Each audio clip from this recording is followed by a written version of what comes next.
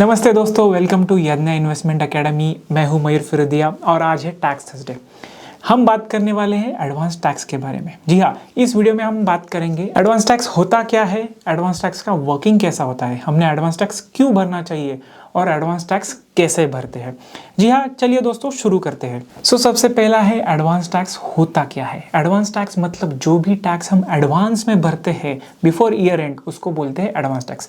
हम अभी है फाइनेंशियल ईयर 22-23 में। इस हिसाब से अगर जो भी टैक्स हम 31 मार्च 23 के पहले अगर भरते हैं उसे बोलते हैं advance tax. Advance tax generally 4 quarterly installment में भरा जाता है। तो आप देखते हैं कि एडवांस टैक्स क्या सब लोगों के लिए एप्लीकेबल है। As per income tax provision, जिस भी टैक्स पेयर की टैक्स लायबिलिटी साल भर में 10,000 रुपए से एक्सीड कर रही है, उन लोगों को एडवांस टैक्स की प्रोविजन एप्लीकेबल हो जाती है। इसके लिए कुछ एक्सेप्शंस भी है, जैसे कि आप अगर रेसिडेंट सीनियर सिटीजन हो और आपको इनकम फ्रॉम बिजनेस और प्रोफेशन नहीं आती है तो आपको एडवांस टैक्स की प्रोविजन एप्लीकेबल नहीं है।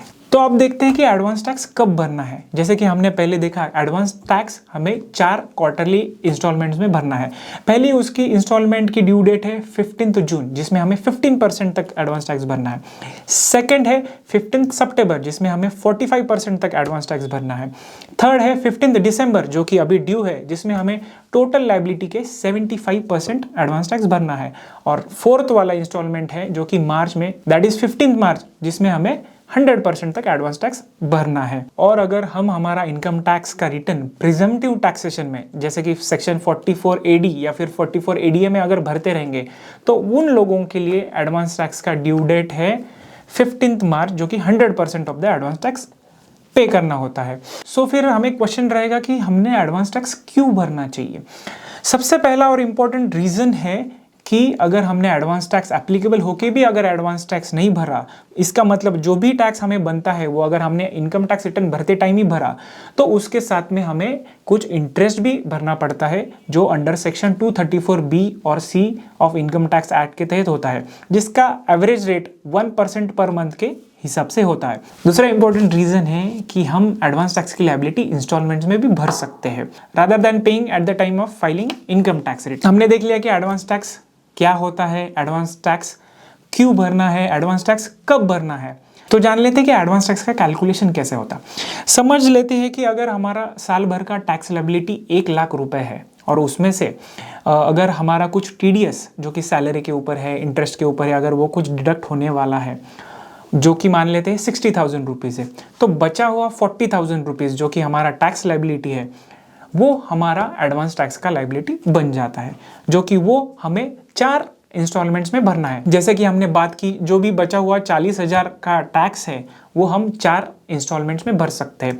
जो पहला इंस्टॉलमेंट है उसमें 15% भरना है, सेकेंड इंस्टॉलमेंट में टोटल 45% भरना है, थर्ड इंस्टॉलमेंट में जो कि अभी है उसमें 75% भरना है, और जो फोर्थ इंस्टॉलमेंट है 15 मार्च में, उसमें हमें ये 40,000 रुपीज़ की लायबिलिटी पूरी भरनी है।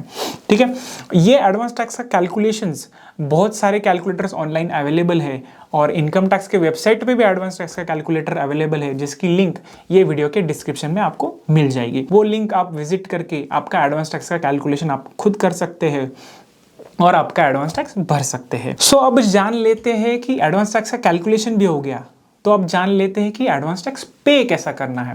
पहले के कंपैरिजन में आप आपका एडवांस टैक्स का लायबिलिटी बहुत आसान तरीके से इनकम टैक्स के वेबसाइट पे जाके भर सकते हैं। नए फैसिलिटी के हिसाब से आप आपका एडवांस टैक्स का लायबिलिटी UPI क्रेडिट कार्ड से भी भर सकते हैं। उसका भी लिंक हम इस वीडियो के डिस्क्रिप्शन में आपको मिल जाएंगे।